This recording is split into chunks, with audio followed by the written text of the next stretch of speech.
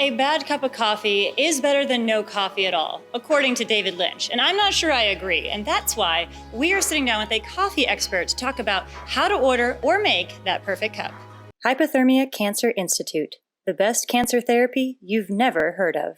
When it comes to coffee, I love that it's never a constant. It's always changing. You can use the same bag of beans to make a cup of coffee every day, and if you're making a pour over, it's going to be a little different every single time. And there's always room for improvement. There's always room to mess up.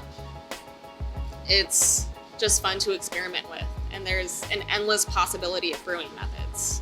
I've been making pour overs for years. That's always been my preferred way to make coffee when I'm at home. So with a pour over, it's going to taste different every single time because it's not a consistent brew. And there are a lot of different variables, like how many grams of beans you're putting in, the temperature of the water, how fast you brew it, the grind size of the coffee. You change one variable, every other variable kind of changes with it.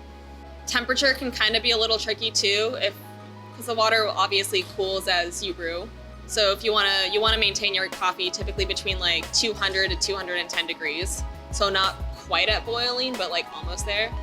There is definitely such a thing as burning the coffee. So you really don't want that water to be too hot, otherwise it could really make that coffee taste a little more on the bitter side than you would like.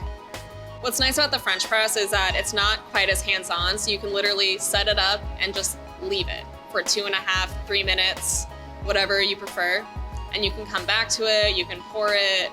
I mean, back when I was in college, I used to make a giant French press in the morning, and I would just leave the grounds in there and pour myself cups as needed, which when I think back on that, I think is really gross, I'm not gonna lie. The difference between a French press and a pour over will be because there's no paper filter there. And because of that, the coffee can tend to come out a little more on the oily side. The paper filter kind of helps to take those oils out, which is definitely why if you ask most people in like third wave coffee shops, they'll prefer a pour over to a French press. But obviously the nice thing about a French press is you can make multiple cups of coffee at once.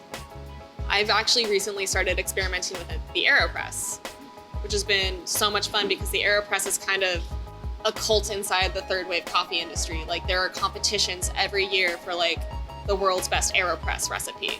People invent new ways to use it. Instant coffee is actually kind of having a little bit of a revival. A lot of third wave coffee companies that roast their own coffee are making really nice quality instant coffee now. You have to like search for it a little. It's kind of nice that we now have like an actually good option that's easy to make for like at-home use.